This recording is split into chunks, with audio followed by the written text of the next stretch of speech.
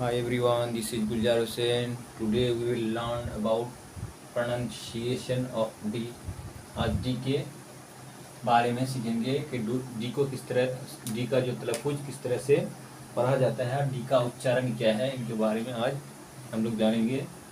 जैसे डी को, इनकी आवाज़ कब ड पढ़ा जाता है और कब ज पढ़ा जाता है। डी को दो तरह से प्रोनाउंस किया जाता है। जैसे नंबर 1, डी का रूल है, डी को जब स्टार्टिंग में जब डी आता है तो उस डी को डाल की आवाज़, ड की आवाज़ से पढ़ा जाता है।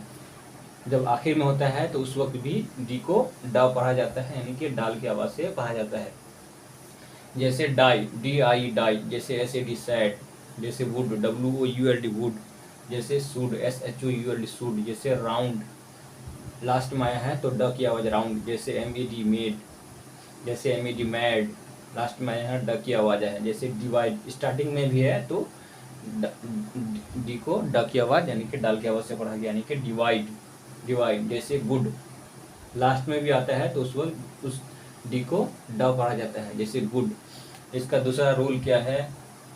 दूसरा रूल में जब डी के आफ्टर डी, अगर डी के बाद आई ई आर आए या यू आर ई आए या यू ए टी आए या ई यू आर आए या यू ए एल आए, इसके बाद डी के बाद आफ्टर डी, डी के बाद किसके बाद? आफ्टर डी, डी के बाद क्या आए? डी के बाद आई ई आर आए या यू आए, यानी कि डी के बाद आई और यू आता है तो उस जगह ज की आवाज़ पढ़ा जाता है। डी के बाद आता है जब आई और यू तो उस वक्त जो है डी को ज पढ़ा जाता है। जैसे S O L D I E, ये क्या हुआ? सोल्जर हो गया।